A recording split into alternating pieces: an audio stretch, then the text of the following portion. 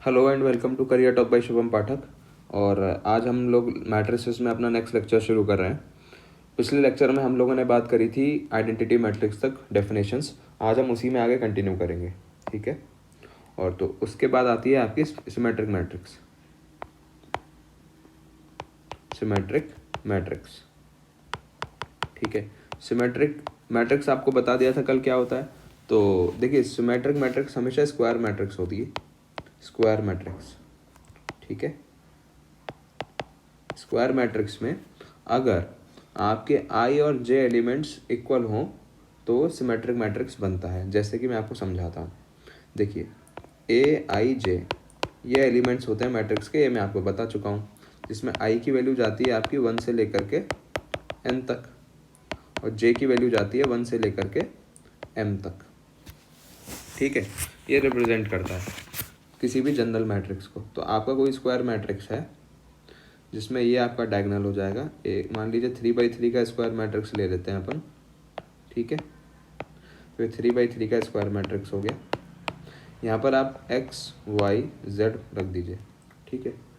तो यहाँ पर आप जो रखेंगे, मान लीजिए आप लिख देते हैं let's say h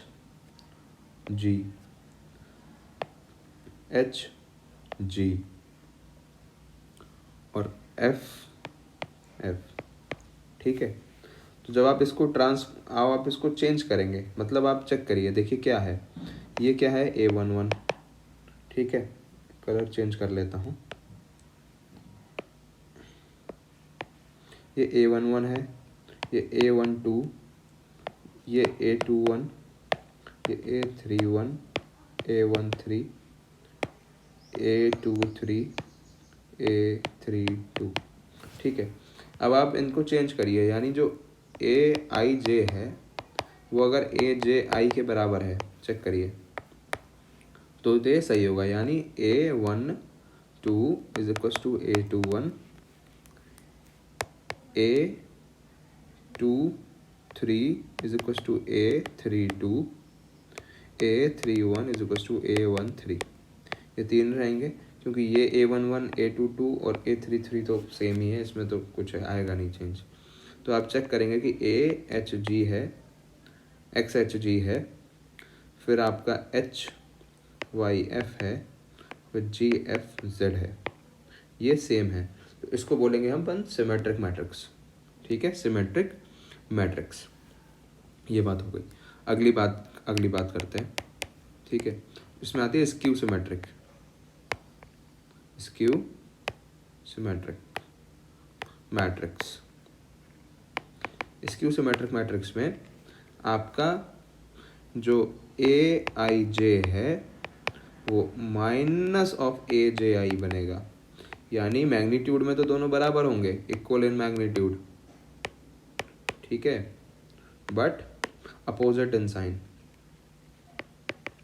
opposite in sign, ठीक है। ये रहेगा। जैसे फॉर एग्जांपल अगर मैं ले लूँ कि आपका अगर ये मैट्रिक्स है A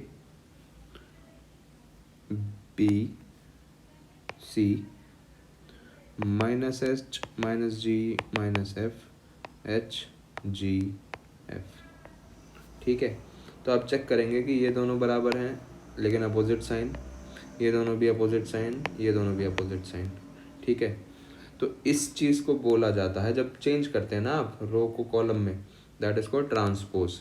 एक और चीज़ होती है transpose of a matrix, transpose of a matrix. Transpose of a matrix क्या होता है, देखिए, row change into column and vice versa, यानी कॉलम चेंजेस इनटू रो। तो देखिए आपका जैसे ये है, तो इसमें आपका जो पहला रो है ये, इसको आप कॉलम बना दीजिए, तो क्या बनेगा A minus H minus G।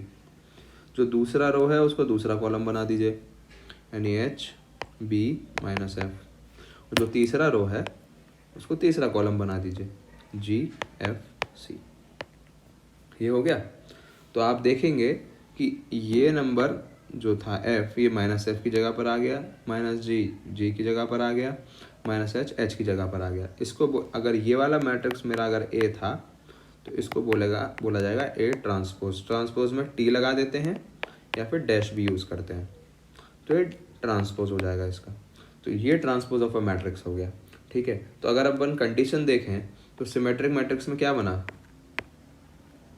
Symmetric matrix जो थी उसमें कंडीशन ये थी कि A should be equal to A transpose, और जो स्क्यू सिमेट्रिक था, स्क्यू सिमेट्रिक में था आपका A is equal to minus of A transpose.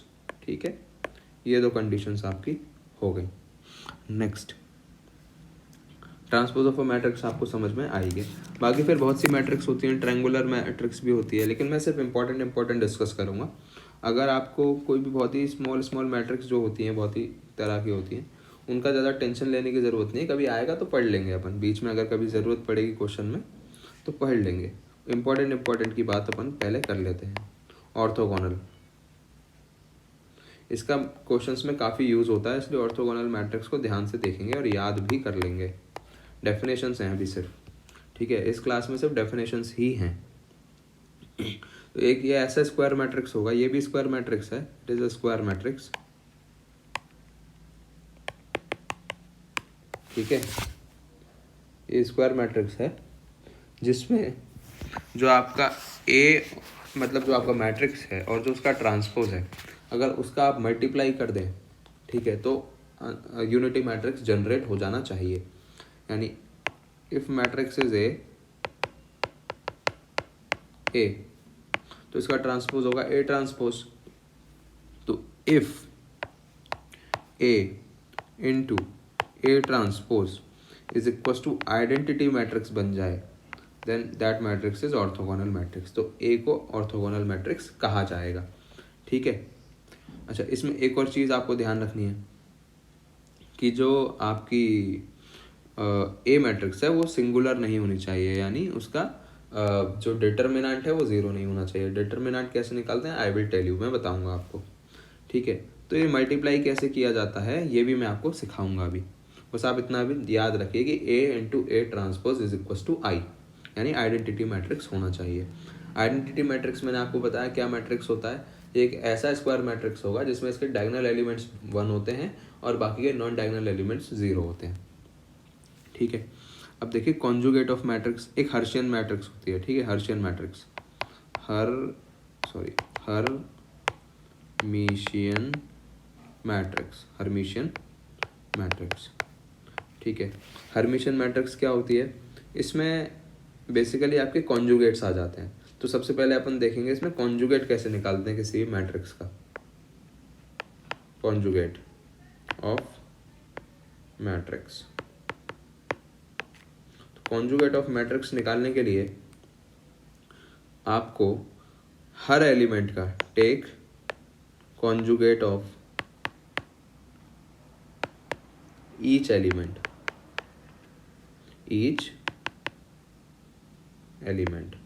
अगर आप किसी भी उसका हर एक एलिमेंट का अगर कॉन्जुगेट ले रहे हैं तो वो कॉन्जुगेट ऑफ अ मैट्रिक्स बन जाएगा। कॉन्जुगेट हमेशा इमेजिनरी नंबर्स या कॉम्प्लेक्स नंबर्स का लिया जाता है, ये आपको पता होगी बात। तो जैसे फॉर एग्जांपल मेरे पास अगर कोई मैट्रिक्स है, let's say for example 1 + i 2 - 3i 4 7 + 2i -i 3 - 2i। ठीक है, ये कोई मैट्रिक्स है। अब मुझे इसका कॉन्जुगेट लेना है। कॉन्जुगेट को रिप्रेजेंट करते हैं बार से, इज इक्वल टू 1 + i का कॉन्जुगेट होगा 1 - i, 2 - 3 आएगा 2 + 3i, 4 का 4 ही रहेगा, रियल पार्ट है, ये 7 - 2i, -i बन जाएगा +i, और ये बन जाएगा 3 + 2i।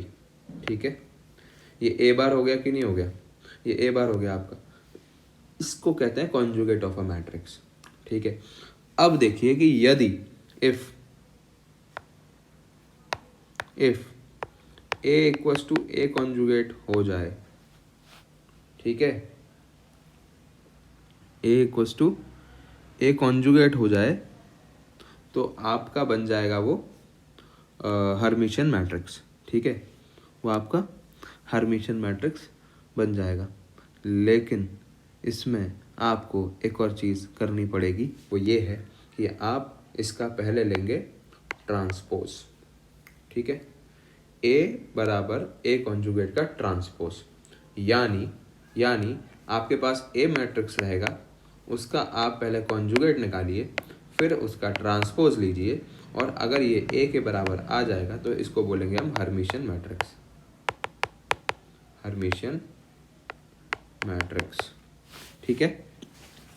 उसी तरीके से यदि ऐसा हो जाए कि आपने ए बार निकाला, फिर उसका ट्रांसपोज लिया, लेकिन वो माइनस ए के बराबर आ गया, तो इसको बोलेंगे अपन स्क्यू हर्मिशियन, स्क्यू हर्मिशियन। मतलब कि इसमें आपको ऐसा देखना है कि अगर स्क्यू लग गया तो नेगेटिव लगना है, इक्वालिटी में नेगेटिव लगना है कहीं ना कहीं, इस बात का ध्यान रखिए। जैसे अपना सिमेट्रिक हम लोगों ने देखा कि अगर ए आई जे इक्वल्स टू ए जे आई अगर आपका हो जा रहा है तो वो आपका सिमेट्रिक है, लेकिन अगर वो माइनस के साथ आ रहा है तो वो स्क्यू सिमेट्रिक है। तो ये हर्मिशियन बेसिकली सिमेट्रिक और स्क्यू सिमेट्रिक ही है, लेकिन कॉम्प्लेक्स टाइप में, जहाँ पर जो मैट्रिक्स के एलिमेंट्स होंगे वो कॉम्प्लेक्स होंगे, ठीक है, ये आपको देखना है। तो अब देखिए एक चीज़, मैट्रिक्स का अगर आपको वो लेना है ट्रांसपोज, जो आपने लिया, ये जो लिया आपने देखा, ये जो आपने अगर आप देख रहे हैं कि हम लोगों ने जो ट्रांसपोज लिया कॉन्जुगेट का, it is called transpose of conjugate of matrix A, ठीक है। तो इसको भी रिप्रेजेंटेशन का आसान तरीका है ए थीटा, ठीक है, ये एक रिप्रेजेंटेशन है, यानी A theta is equal to A conjugate और उसका ट्रांसपोज। तो बेसिकली ये भी बोला जा सकता है कि if A is equal to A theta होगा तो वो हर्मिशियन बन जाएगा, और अगर A is equal to minus of A theta होगा तो वो स्क्यू हर्मिशियन बन जाएगा, ठीक है। ये मैट्रिक्स हो गई आपकी। एक होती है यूनिटरी मैट्रिक्स लास्ट, इसके अलावा कोई मैट्रिक्स अपन नहीं पढ़ेंगे, ठीक है। यूनिटरी मैट्रिक्स ऐसी होती है कि अगर आप उसका मल्टीप्लाई ए थीटा का मल्टीप्लाई अगर ए से हो जाए, करें आप, और आंसर आ जाए आई, यानी आइडेंटिटी मैट्रिक्स, तो ये यूनिटरी मैट्रिक्स की कंडीशन है। इसी तरीके से आइडेंपोटेंट मैट्रिक्स भी होती है। आइडेंपोटेंट मैट्रिक्स उसको कहते हैं कि अगर आपने ए का मल्टीप्लाई ए से किया, ठीक है, वो ए ही आ गया, यानी ए स्क्वायर इज इक्वल टू ए हो गया, तो भी उसको कहा जाएगा आइडेंटिटी मैट्रिक्स, वो आइडेंपोटेंट मैट्रिक्स, आइडेंपोटेंट मैट्रिक्स, ठीक है। तो यहाँ पर इस वाले लेक्चर में आपकी जितनी भी डेफिनेशंस हैं, लगभग आपकी डेफिनेशंस पूरी हो गई हैं, ठीक है। और अगली क्लास में हम एप्लीकेशन ऑफ मैट्रिसेस शुरू करेंगे। Thank you.